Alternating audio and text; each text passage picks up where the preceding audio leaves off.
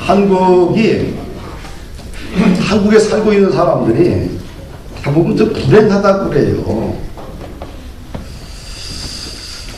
행복하다는 사람이 별로 없어요. 왜 그럴까요?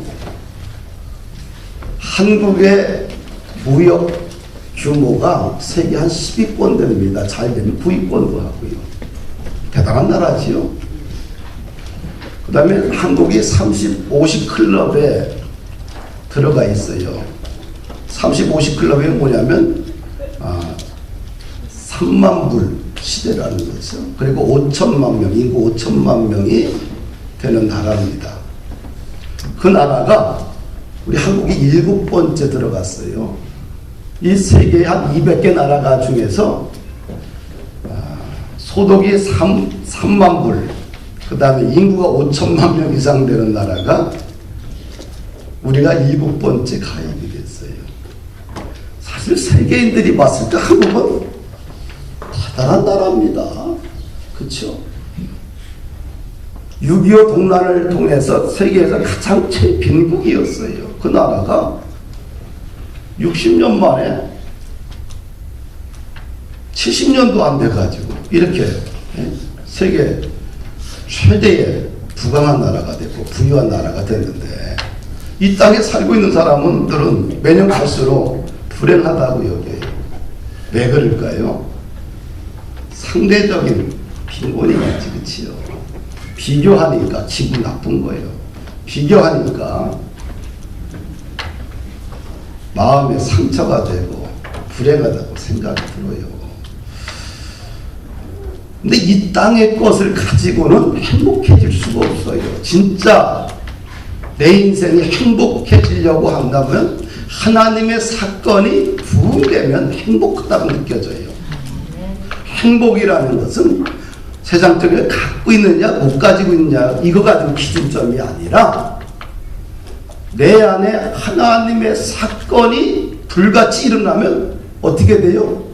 행복해요. 근데 내 안에 하나님의 사건이 일어나지 않고 삭막해지게 되면 불행한 거예요. 사실은 마음에 의해서 불행과 행복이 결정이 되는 것입니다. 지난 시간에 이어서 오늘도 야곱에 대해서 함께 좀 더 살펴보고 마무리를 하려고 합니다. 우리가 야곱의 인생에 이렇게 살펴보게 되면 4가지 큰 변곡점이 있어요. 야곱의 인생을 이렇게 보게 되면 항상 보면 돌다리가 중요하지요. 겨울을 건너갈 때 옛날에 뭘 놨어요? 돌다리를 놨어요. 돌다리를 밟고 겨울을 건너가게 돼요. 이 돌다리가 참 중요합니다. 4개의 큰 기둥이 있는데 야곱의 어린 시절은 어땠어요? 속이는 자였어요. 사기꾼이었습니다. 장자권을 얻기 위해서요, 형도 속이고 아버지도 속였어요. 눈먼 아버지도 속였습니다. 하나님의 뜻과 섭리는 형 에서에게 있는 것이 아니라 뱃속부터 야곱에게 장자권을 물려줬어요. 하나님의 뜻이요. 그런데 그것을 얻는 과정이 정당하지 않잖아요. 그렇죠? 우리 기독교는 여러분들 시작도 과정도 결과도 정당해야 돼요. 정당하지 않고 부정을 저지르려고 복 받으면 그 복이 무슨 의미가 있겠어요? 한국교회 성도들의 민낯이 사실은 야곱의 어린 시절과 참 비슷하다는 생각이 들어요. 복만 받으면 과정은 다 필요 없어요. 다 용서가 되고 다 은혜로 등갑해버려요. 그것을 정당하다고 이야기할 수 있을까? 나는 사실은 정당하다고 못 봅니다. 내 양심상 그걸 보고 이것이 기독교다라고 난 얘기한 것도 이건 천박한 기독교의 모습이겠지요. 천박한 자본주의만 있는 게 아니라 이 천박한 사고들은 우리가 좀 버려야 돼요. 기독교는 과정도 정당해야 돼요. 좀 하나님의 복이 내 인생 가운데 덕이 온다 할지라도, 혹시 안 온다 할지라도 과정만큼은 어떻게 돼요? 성경적이어야 돼요. 예수의 정신이 깔려 있어야 돼요. 우리 봄푸른 교회가 그렇게 성도들이 교회가 좀 성장했으면 좋겠다는 생각이 들어요. 할렐루야. 두 번째 이 변곡점은 뭐냐면 형 에사가 동생을 죽이려고 그래요. 그래서 야곱이 삼촌 라반의 집으로 도망갑니다. 얼마나 슬프겠어요. 고통스럽겠어요. 사랑받던 아들인데, 엄마의 치맛자락에서 쌓였던 아들인데, 가다가 피곤하니까 어떻게 돼요? 돌을 베개 삼아서 잠을 자다가 거기서 천상의 환상을 봅니다. 사다리가 땅에서 하늘까지 연결되어 있는데 천사들이 오르라 이렇게 해요. 맨 꼭대기 보니까 하나님이 계신 거예요. 하나님이 말합니다. 나는 아브라함의 하나님, 이삭의 하나님, 야곱의 하나님이다. 그러면서 내가 너와 내 후손들에게 이 땅을 줄 것이고 내 자손이 땅에 티끌같이 번성할 것이고 내가 너를 버리지 않고 내가 너와 함께하며 너에게 했던 모든 것들이 이루어질 때까지 내가 너를 떠나지 않겠다. 눈을 번쩍 뜨니까 꿈인 거예요. 꿈속에서 하나님이 찾아오신 거예요. 그래서 자기가 베고 잤던 돌을 갖다가 세워놓고 거기에 기름을 붓고 거기서 하나님 앞에 기도를 해요. 그러면서 그 돌기둥을 갖다가 그 자리를 베델이다 이렇게 명칭을 합니다. 그러면서 야곱이 베델에서 소원을 하잖아요. 소원을.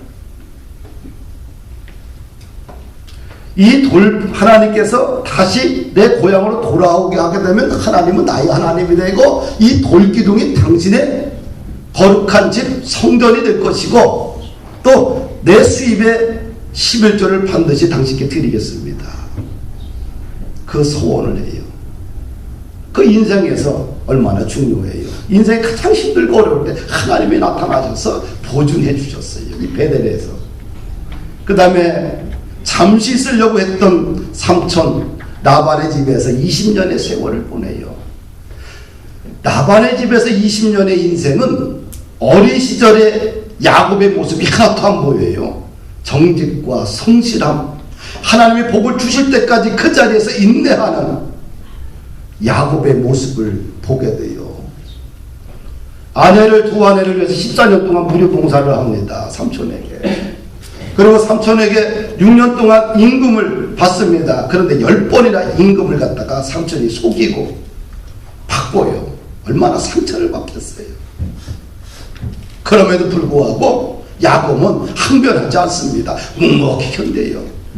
하나님께서 이 삼촌 라반의 재산을 뺏어서 어떻게 줘요? 야곱에게 주는 거예요. 이 20년 동안 야곱이 자신의 인생을 갖다가 뒤돌아보면서 이야기하는데 나는 삼촌 라반의 짐승을 한 마리도 안 먹었대. 짐승에 물려 죽은 것이나 도둑 맞은 것이 있고 낙탄 것이 있으면 자기 것으로 삼촌의 재산을 보충해 줬다는 거예요. 어때요? 정직하지요? 성실하지요? 정직하고 성실하니까 하나님이 그에게 6년 만에 큰 부자로 만들어 주신 거예요. 할렐루야. 고난의 세월은 길지만 축복의 시간은 참 짧다라는 생각을 갖게 돼요. 할렐루야. 그리고 또 하나의 변곡점이 어디냐면 약복강입니다. 이제 가족을 데리고 자신의 하나님 주신 재산을 가지고 고향 땅으로 가는데 형 에서가 400명의 군사를 데리고 오는 거예요. 두려움에 빠져요. 그래서 혼자서 약복강에서 홀로 그 밤을 지새우면서 황도뼈가 부러지는 고통 속에서 생명 걸고 하나님과 씨름해요. 그 씨름에서 야곱이 이겨요. 그래서 복을 받아요. 복을 받고 이제 자기 형을 만나는데 형이 반갑게 맞아주는 거예요. 눈물로 형이 자기를 반겨주는 거예요. 그 두려움의 대상이었던 형이 형 앞에 이야기합니다. 형의 얼굴을 보니까 하나님의 얼굴을 보는 것 같습니다. 형님이 나를 진정으로 기뻐하십니다. 형과 동생 간에 큰 건너지 못한 강이 그 밤에 하나님의 복을 받고 기도를 통해서 평화의 관계로 바뀌게 된 거예요. 이렇게 기도가 무섭습니다. 할렐루야. 기도를 너무 무시하지 마세요. 하나님 무시하면 인생이 무시당해. 할렐루야. 그러면 어디로 가서 해야 돼요? 큰 성공을 거둬서 고향 땅은 고향 베델로 가야 되는 거야. 거기서 약속을 했잖아요. 그런데 베델로 안 가고 어디로 가요? 세겜성으로 가요. 거기서 야곱 인생의 최고의 실패를 경험하는데 뭐냐? 세겜 성주의 아들이 야곱의 딸 디나를 성추행해 성폭행합니다. 강간을 해버려. 그러니까 오빠 시몬과 레이가 기분이 나쁜 거예요. 우리는 할례 족속이다. 내 동생을 주기 위해서는 아버지 몰래 가서 협상을 해요. 모든 남자들이 할례를 받으면 내 동생을 줄 수 있다. 할례를 받게 하고 나서 아버지 몰래 모든 남자들을 3일째 가장 고통스러울 때 다 살육합니다. 어떤 현상이 일어나요? 자기 땅도 아니에요. 주변의 모든 족속으로 인해서 어떻게 돼요? 이제 야곱의 가족들이 위협에 처하는 거예요. 그러니까 두려움에 떨지요. 그럴 때 누가 나타나요? 하나님이 또 그때 나타나시는 거예요.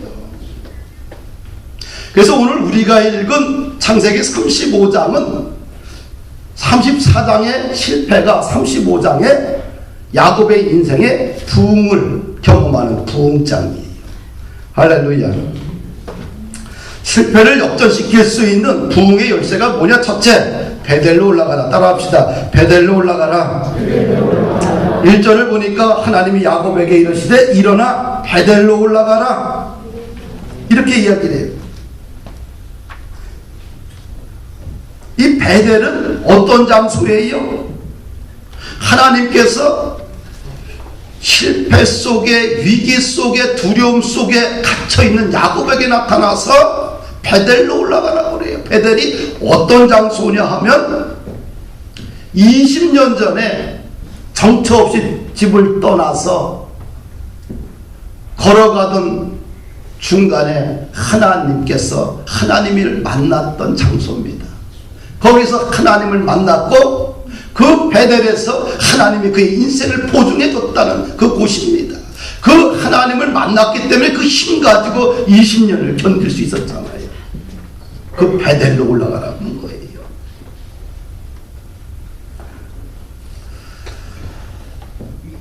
사랑하는 여러분들, 야곱의 인생에서 베델은 잊을 수 없는 위대한 사건입니다. 왜? 처음으로 하나님을 만났고 하나님이 그의 꿈속에 나타나셔서 자신을 갖다가 족장으로 하나님께서 축복해준 최초의 사건이기 때문에 그렇습니다. 바울은 디모데에게 이렇게 권면을 해요. 내 속에 주신 은혜를 다시 불릴 듯하게 하라. 내 속에 하나님의 은혜가 불같이 일어날 때 우리 속에 진정한 부흥이 일어나게 되는 것을 봅니다.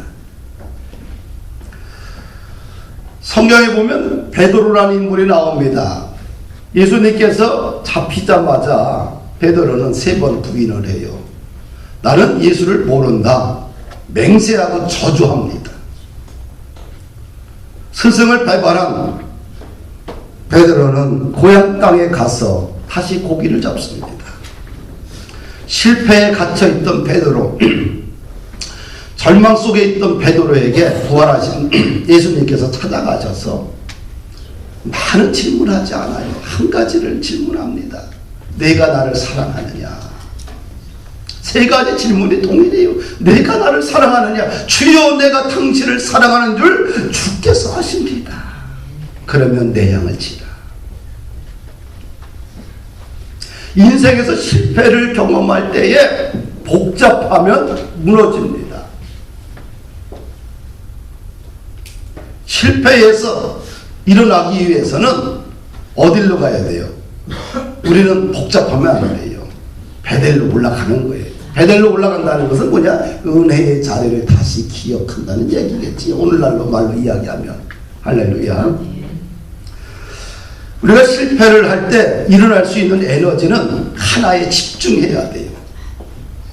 그러면 이 뭐에 집중해야 되냐? 하나님께 집중할 때 실패를 바꿀 수 있는 에너지가 나온다는 사실이에요.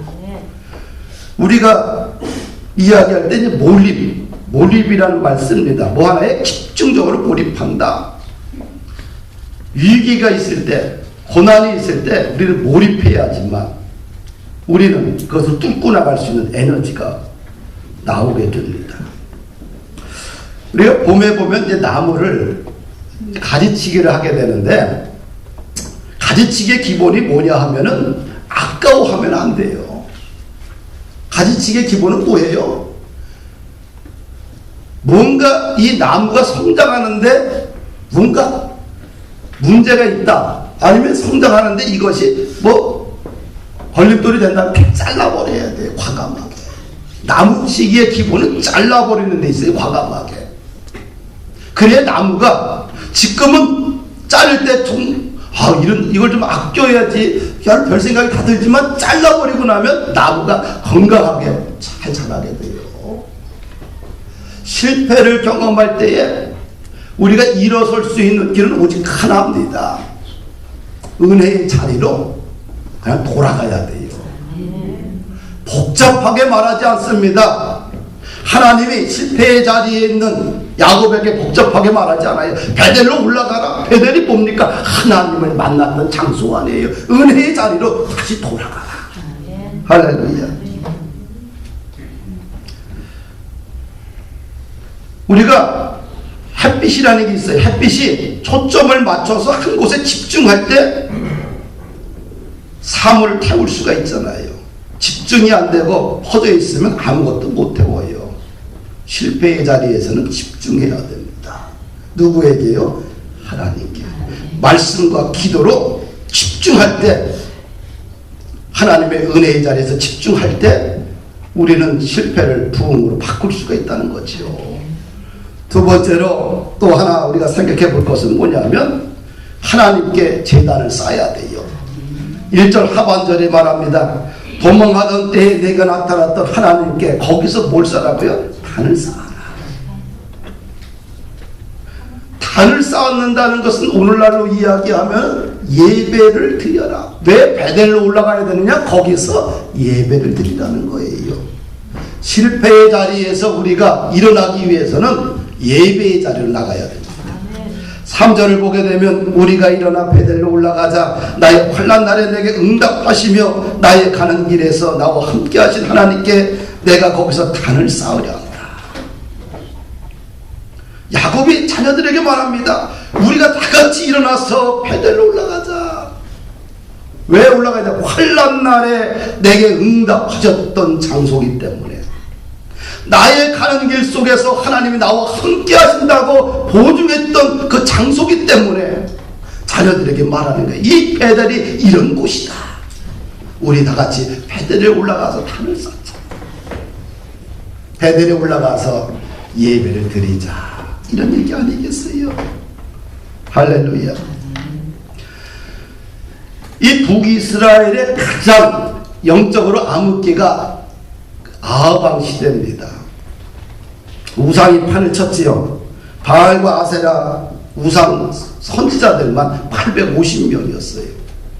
그래서 갈멜산에서 영적 전투를 합니다. 엘리야 대 그 다음에 우상의 선지자들 850대 1로 이제 전쟁을 벌여요. 그때 백성들 앞에서 엘리야 선지자가 말합니다. 오늘 너희들이 여호와를 선택하든지 바알을 선택하든지 둘 중 안에 하나를 선택하라. 근데 백성들이 다 머뭇거려요. 선택하지 못해요. 여호와가 힘이 더 센지 바알이 힘이 더 센지 선택을 못합니다. 한마디로 뭐래요? 야방 시대는 여호와의 제단이 다 무너져 버린 거예요. 예배가 다 무너져 버린 거예요. 엘리야가 최종적으로 말합니다. 모든 백성들을 향해서 말을 해. 다 가까이 앞으로 와라. 그러면서 무너진 여호와의 제단을 수축하고 하나님께 기도할 때에 하늘에서 불이 내려서 제단을 다 불살라 버렸어요. 하나님이 응답해 주셨잖아요. 사랑하는 여러분들, 이 사건을 보고 백성들이 말합니다. 모든 백성이 보고 엎드려 말하되 여호와 그는 하나님이시로다. 여호와 그는 하나님이시로다. 예배가 부흥될 때 그 속에 하나님의 영광이 희복되는 것을 봅니다. 사랑하는 여러분들, 무너진 단을 다시 쌓을 때 하나님의 사건들이 부흥하기 시작합니다. 오늘 우리 시대의 삶의 문제는 무너진 제단에 있습니다. 무너진 제단을 바로 쌓을 때 삶의 환경들이 열리게 되는 줄 믿습니다. 120명의 사도들이 오순절날 뭐 했어요? 그곳에서 여호와의 단을 쌓은 거예요. 예배를 드린 거예요. 예배를 드릴 때 생명 걸고 온전한 예배를 드릴 때에 120명 속에 성령의 역사가 일어난 겁니다. 할렐루야.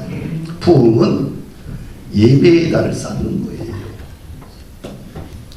세 번째, 부흥이 일어나려고 한다면 죄악을 제거해야 됩니다. 2절 3절 말씀을 같이 읽습니다. 야곱이 이에 자기 집사람과 자기와 함께한 모든 자에게 이르되 너희 중에 이방 신상을 버리고 자신을 정결케 하고 의복을 바꾸라. 우리가 일어나 베델로 올라가자. 너희 중에 이방 신상을 버리고, 이방 신상은 뭡니까? 말 그대로 우상 덩어리겠지요. 하나님보다 더 사랑하는 것이 있다고 한다면 그게 뭘까요? 다 우상이라고 얘기하지 않습니까? 그렇죠? 하나님보다 더 사랑하는 것이 있다고 한다면 버려야 돼요.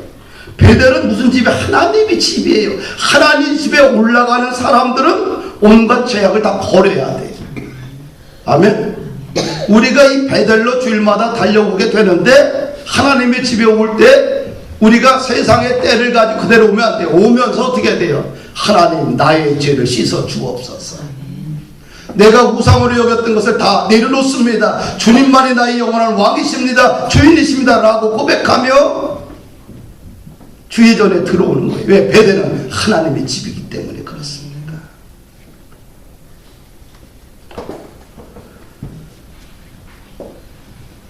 오늘날 이 교회를 바라볼 때 어떻게 하면 교회가 성장할 거냐, 이런 문제를 가지고 많이 고민을 해요. 그러면서 이제 레드오션과 블루오션을 이야기해요. 블루오션이 있어야 된다. 이 블루오션이, 교회의 블루오션이 뭘까요? 만물일까요? 아니겠죠. 성결입니다. 성결. 오늘날 교회의 블루오션은 어떤 세상적인 교회 성장 이론이 아니라 교회의 진짜 블루오션은 목회자와 모든 성도들이 성결을 지향할 때 진정한 교회의 부흥이 시작되지 않겠는가.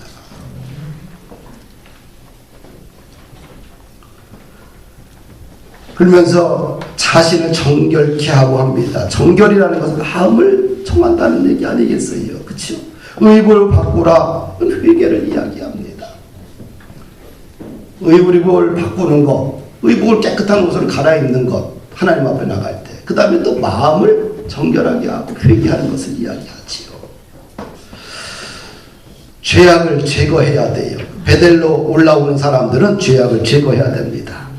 부흥은 자신의 죄를 자복하고 철저하게 회개할 때, 그때부터 하나님의 부흥이 시작됩니다. 세례 요한이 유대 광야에서 낙타 털옷을 입고 허리에 가죽띠를 띠고 음식은 메뚜기와 석청을 먹으면서 그가 외쳤어요. 외치는 내용은 한 가지입니다. 회개하라, 천국이 가까이 왔다. 이 소리를 듣고 사람들이 유대 광야로 몰려듭니다. 자신들의 죄를 자복하면서 요단강가에서 세례 요한으로부터 세례를 받습니다. 그러면서 말합니다. 진노의 자식들아, 회개에 합당한 열매를 맺어라. 이미 도끼가 나무 뿔에 놓였으니 좋은 열매를 맺지 않은 한 나무마다 찢겨 불에 던져질 것이다. 주님 앞에 나올 때 항상 회개를 해야 돼요. 내 마음을 날마다 씻어야 됩니다. 아침 저녁으로 늘 샤워하면서 살듯이 날마다 주님 앞에 알고 모르고 지었던 모든 죄악들을 내려놓고 주님의 거룩한 피로 정결케 하옵소서 기도하고 나가야 됩니다. 이스라엘 역사에 전무후무한 영적 지도자가 있다고 한다면 사무엘입니다. 블레셋과의 전장에서 이스라엘이 대패를 합니다.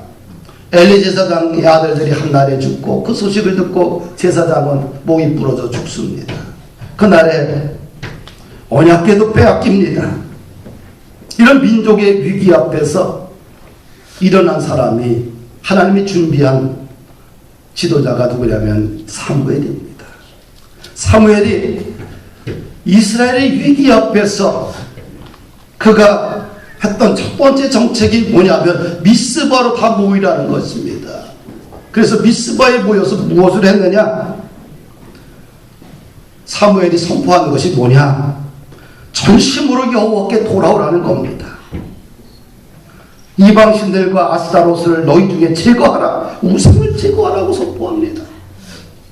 그리고 너희 마음을 여호와께 향하여 여호와만을 섬기라고 이야기합니다. 그리하면 블레셋 사람의 손에서 하나님께서 우리를 건져주실 것이다. 아멘.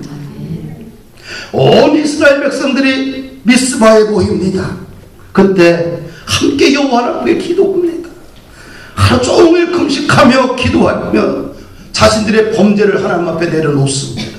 자복하고 통회한 회개의 시간을 갖습니다. 사무엘이 온전한 번제를 드립니다. 여호와 하나님 앞에 부르짖어 기도합니다. 사무엘이 번제를 드릴 때 블레셋 사람들이 이스라엘 백성들을 치러 옵니다. 왜? 미스바에 다 모였으니까 한 번에 해결하면 되잖아요. 온전한 번제를 사무엘이 드릴 때에 블레셋 군대가 그때 적기로 생각하고 이스라엘을 공격합니다. 그런데 하나님께서 하늘의 큰 우레를 바라면서 블레셋 군대를 흐트러뜨리고 무너뜨립니다. 이스라엘이 대승을 거둡니다. 그러면서 사무엘이 거기에 돌을 하나 취하고 에베네셀이다 라고 명칭을 붙였어요. 여호와께서 여기까지 도우셨다. 사무엘이 산 날 동안 블레셋 군대가 침범하지 못하고요. 사무엘이 역적 리더로 있는 동안 주변 나라와 다 평화를 이루고요. 모든 하나님께서 책임져 주셨습니다. 왜? 사무엘 하나가 하나님을 존귀하게 여겼기 때문에 그렇습니다. 할렐루야. 부흥이라는 것은 하나님 앞에 집중될 때 부흥이 일어나게 됩니다. 이 부흥의 결과 하나님의 은혜가 야곱의 인생 가운데 축복으로 이어지는 것을 봅니다. 9절 12절 이하를 쭉 보게 되면 하나님이 야곱에게 나타나요. 나타나서 9절 보니까 그 야곱에게 복을 주시고 그 다음에 이름을 바꿔줘요. 이제 야곱이라 하지 말고 내 이름을 이스라엘이라 하라. 야곱이라는 말은 뒤꿈치를 잡다, 빼앗다는 의미입니다. 그러나 이스라엘은 하나님과 겨루어 이겼다, 하나님을 통치하신다는 뜻을 가지고 있습니다. 공식적으로 야곱이 언약의 후손임을 하나님이 선포하는 겁니다. 할렐루야. 그리고 11절을 보게 되면 야곱에게 말합니다. 나는 전능한 하나님이라. 그러면서 생육하고 번성하라. 모든 국민이 네 허리에서, 왕들이 네 허리에서 나오고 이 땅을 너와 네 자손에게 줄 것이다. 다시 반복합니다. 여기서 중요한 것은 뭐예요? 야곱에게 하나님이 자신의 이름을 밝혔어요. 전능하신 하나님이다. 야복강에서 한도뼈가 부러지면서 복을 받았던 야곱이 당신은 누구입니까? 물었는데 하나님이 자기의 이름을 밝히지 않았어요. 그런데 베델에서 올라가서 하나님 앞에 회개하며 예배드릴 때에 하나님은 그에게 나는 전능한 하나님이라 자신의 이름을 밝히는 것을 봅니다. 이것은 뭡니까? 야곱의 인생을 확실하게 책임져 주시겠다는 계시의 말씀 아니겠어요? 전능하신 하나님이 너와 네 인생을 책임져 주겠다는 하나님의 언약의 표시 아니겠어요? 주님도 이런 말씀합니다. 믿는 자에게는 능치 못함이 없다. 우리 인생길에서 진짜 붙들어야 될 분들이 누굴까? 하나님이셔요. 주님이십니다. 할렐루야.